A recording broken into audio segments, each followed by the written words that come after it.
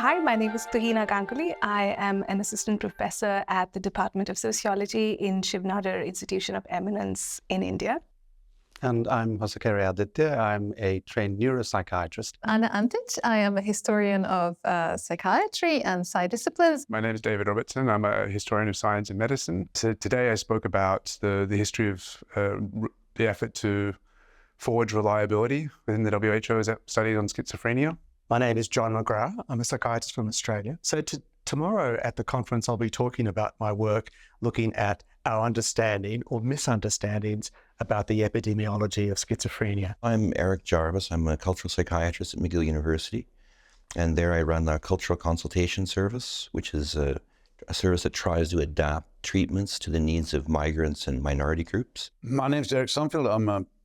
I'm a medical doctor and latterly psychiatrist. My career sat on the interaction between a sort of culturally critical psychiatry, medical anthropology, and sort of social justice issues. We look at how these WHO studies and the other outcome studies have focused on the role of the family in developing countries such as India to understand, according to them, why schizophrenia outcomes were better in developing countries. And currently working at the Global History of Psychiatry in the Age of Decolonization. So I look at schizophrenia as a site where psychiatrists and anthropologists, but also other policymakers, were looking for the sort of foundations of this new universal humanity after colonialism. My name is Norman Sartorius. Mental health has been a neglected discipline for a long time, and we felt that opening the door to both to action and to further research was important.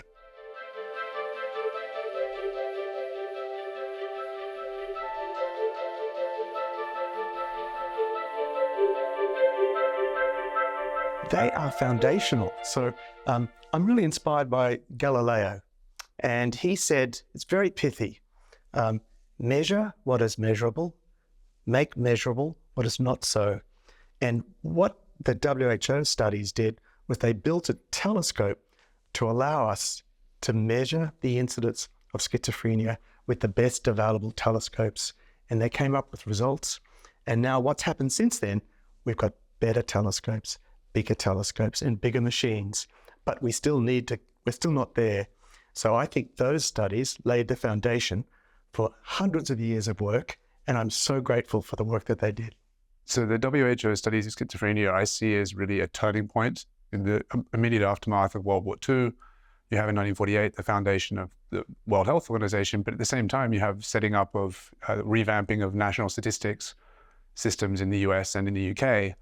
And these quickly realized that reliability is a real problem with the collection of hospital data. So diagnoses such as schizophrenia itself, how well does it travel from one place to another? When you collect data in the US and the UK, are you actually comparing apples and apples, or are you comparing apples and oranges? All of a sudden, really front and center of these debates over psychiatric diagnosis was the role of biostatisticians, who were charged with collecting that data and making sure that that data is properly collected, is reliable. For me, my interest in it is cultural and political and historical, and sort of how the IPSS and other WHO studies of schizophrenia really engage with this language of universalism, how they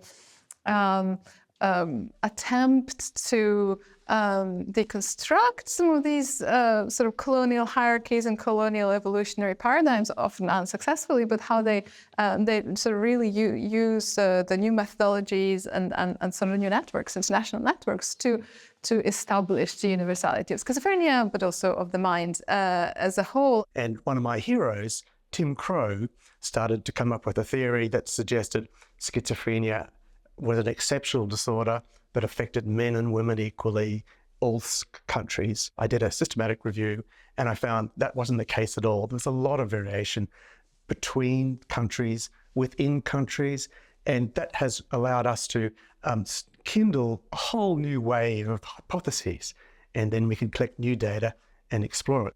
I think their very first step was a misstep, which was the assumption that there was a unitary category, still to be a discovered, taken for granted category called schizophrenia. I grew up in Zimbabwe. Schizophrenia is a category with its own history in Zimbabwe, a harmful history in the way that it's played out. It's hugely overused, and it's seemed a way in which people are handicapped. The huge overdiagnosis means that a whole range of culturally shaped reactions to events. This is a country with no economy, where the employment rate's 3%, where 30% of people are food insecure. It begs the wider question, in a broken social world, what is mental health? I see the dilemmas that the WHO studies raise. The issue of diagnosis, what counts as a case of schizophrenia, how do the symptoms of schizophrenia vary across different groups and populations. So we see it all in microcosm. Where I work, it's a very multicultural, multi-ethnic clinic. So because of that, it's very applicable. Strangely, it's not like an abstraction. So we try to inform ourselves about the principal outcomes of the WHO studies, but also the critiques of the studies as well, to try to modernize, I guess, or update our efforts. Now, as a younger clinician, what I focused on as a psychiatrist, as a clinician, I didn't focus on the family at all. What was really interested me was the biological outcomes, the fact that schizophrenia was a thing in different countries, and what we thought was similar prevalences, all of that stuff. And that was the stuff that interested us, that it was a global phenomenon. And now that I'm getting older and I look at my patients, the family seems more important. What does it mean to include the family as a stakeholder in the imagination of what mental health care should look like? And those are some of the kinds of questions that, as far as I can see, the WHO studies was bringing up for us, looking back at what was being said about the family and how the WHO studies really sort of established a conceptual link between kinship and psychiatry, and what do we do with that now?